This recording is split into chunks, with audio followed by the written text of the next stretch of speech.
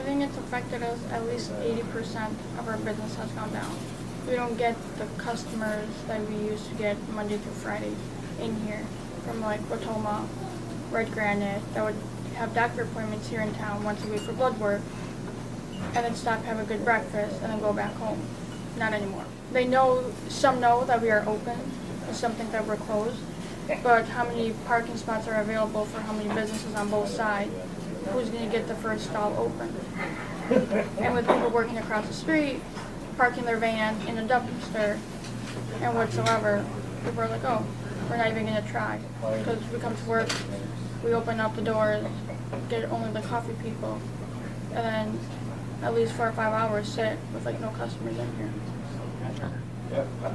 By telling people that we're still open if I run into them at Pick and Save, Walgreens and stuff, but that hasn't done any good either. We used to make enough to pay bills and put money on the side. Now we're getting loans from the bank to pay for the bills. That shows that it's a big impact. It's not good at all. And having $80 days, $100 days, what are you going to pay with $80, $100? You go to the grocery store, at least for 4 people in the household, you pay $260 for groceries. In a business, it's like $1,800, $1,900. You still got to order food and have food in stock because you're going to think you're going to be busy. We have bread, unbelievable, that we've thrown away. Meats. That's kind of late to ask, isn't it? Everything. Have it. I think we've lost more than we've gained for this whole entire restaurant that's been in business for 15 years. Even from a blizzard, we've still been busy. From being negative 20 last year, we're still busy. We still got people in here. With the fences up, people aren't even trying to come on Main Street anymore at all. Like not even the mayor, not even their attorney, nobody has even stopped in to even ask how our business is. No, besides talking with the other businesses on Main Street, because we've all been down. Other than that, it's been nothing. I think I'd have like the biggest celebration ever, like the day that we find out that the road's gonna be open. So we like get the word out, and hopefully get our customers back that we used to have every single day, every single week, every single month. If my dad had known that it was gonna be happening for this long, he would have closed the business and said, you know what, I'd lose either way, but at least I know that I wouldn't be getting any bills in the mail. And at least I wouldn't lose food, and I would be lost in money, but not good. My business has been affected because normally I would have customers kind of in and out. You know, during the winter it's a little bit slower, but this is prime time for doing handwork and stitching, and you know, it's kind of our season. But I have had maybe, at the most, a person a day come in. And have been days when no one has come in. And so it has severely impacted my business. At first I was thinking maybe it's just cold, maybe it's too snowy, but we always have cold and snowy this time of year. So I definitely think it's the barricades, and I think that people, they see a barricade, they're from out of town or just not familiar, they assume that the businesses might be closed, or where do I park, or it's just too inconvenient. I would say it's, I don't know, majorly different, just tremendously, because this is the best season. You know, normally a lot of businesses say winter's nothing.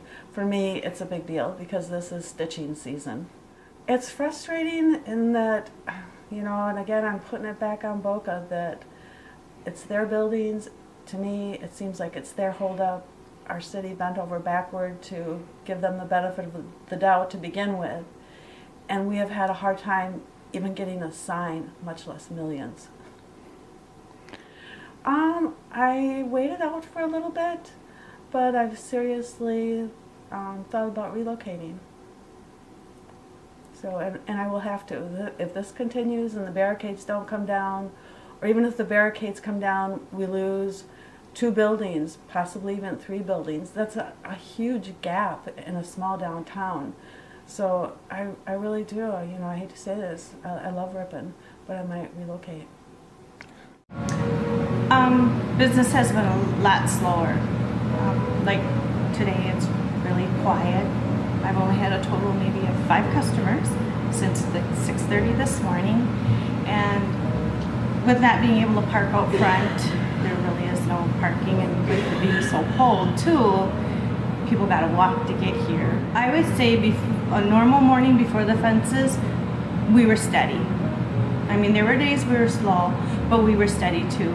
Kids would come in, and college kids would come in and get something to drink or a bagel or something, but you know, you gotta walk pretty far, and a lot of our customers just pulled out front, parked, came in, grabbed a cup of coffee, and off to work they go. I see that there's a lot of my early morning customers aren't here. There is parking in the back, but there's not a lot of parking in the back though too, because that parking's for all the businesses, you know, and the apartments too back there. So it's very frustrating. It really is. I mean, I have signs out front. I have signs down at the end of the street. I put a sign in a snowbank in the back to let us know, you know, that our lunch hours have been a lot slower. You know, people just don't want to have to. I think people just don't want to have to walk to get here. You know, they got to park farther away, and it takes time to walk here too. So, I hope we do stay open, and I think that's what we are doing. We're staying open. I mean, I do get people calling me on the phone. Oh, are you open? Yes, I'm open. You know, I tell them you can park in the back, or you know, there's park on the side street and walk over. And yes, we are open.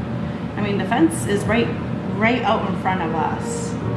So I'm not sure how much it has affected Christina's or anybody else, but I think it's affected us quite a bit. More than anything else, I think it's changed the traffic patterns on Boston Street here. We don't have nearly the amount of traffic and vehicles that we would ordinarily have, even in the winter months, because you can't make the drive all the way through. So I think it's changing traffic, particularly in the mornings when we get more business in the mornings when people come in and get coffee or something. It's just you get less customers, and anytime that there's less traffic right outside your doors, it can affect you. And obviously, we have parking available on the street here, but again, anytime you take parking away from a block away, it does impact your business as well too. So, of course, it's hard to put an exact number on it. To me, it just seems like a long time for them to go through the process with the insurance companies and all that. It just seems like a month and a half is a long time for that process to take place. So. On a daily basis, I would say traffic is down upwards to 75%. And I do think it's a combination of people staying away from downtown, and you throw the cold weather in, doesn't help either. But people come in and they, we're a small town, so we're used to convenience. We're not used to the inconvenience. And so you got to reroute and you rethink and you go differently. So I would say we're 75% down, and number-wise, dollar-wise, December was not a happy place, and January is not a happy place either. And so, and I do think people are staying away. I think they think that we're all part of the bad and the what's not happening in a good direction in this community, and they forget that there's a very small part of us that's part of Boca Grande. The rest of us are independent people trying to make a living and give a service and a product and something special to the people of this community. So I think they group us with the other, and they forget that we're not part of the other. We might support some of the ideas of the other, but you know what? I have a son to put through college, and not happening right now. I think what's going to be frustrating to me is it's okay that first 30 days and maybe even the first 60 days, but now as we hit February, and I don't foresee anything happening until March or April. Just a quote that was in the paper by somebody, and their response to the buildings coming down, to me tells me they're not going to move fast. Get a backhoe and tear it down and get a dumpster and pick it up. So that's the frustrating part, is the lack of concern for the neighbors, and the lack of concern for, I'm a block down so you can get to me, you just have to turn a little different, but the lack of concern of their neighbors right next to their offices and right across the street, and lack of respect for the community, I guess. Punt. You punt. I mean, you hate to say it. You smile and you make the best of it, and and the problem is it's hard to spend money when there's not a lot of money coming in. We have some events coming up that will help. We do our combined sale with the French flea market with Hamilton's and Farrell's and Watson Street, where I do not think will be part of it. You know, so that will help, but that's the end of February, beginning of March. So what do you do in the meantime? So, so stuff is on hold.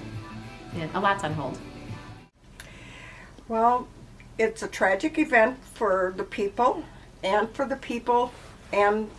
that were in the fire, but it's also tragic for downtown Ripon and the people who have been trying from the beginning to make a go of life after the fire.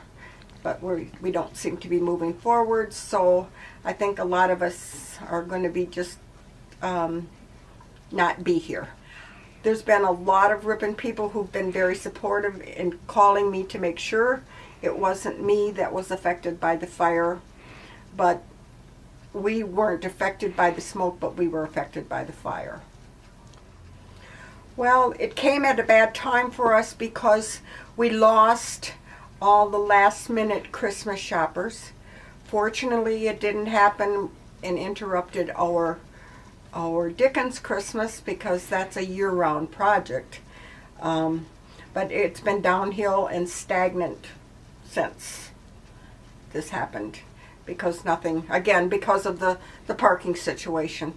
I think it has been frustrating because at no time have we been able to get a straight answer. We keep saying it's going to be solved in a week, it's going to be solved in a week, and the headlines being at least a week is the operative word, is at least, because that covers a lot of ground. And I have the pool going. May will be when we will be done shoveling snow, and we may have our street open. But May's my thought. Go broke. You can only be open and have the lights on and the heat on if you get some kind of response. And I think because the street is closed, people who would normally be out walking aren't there, and they will park if they can park close.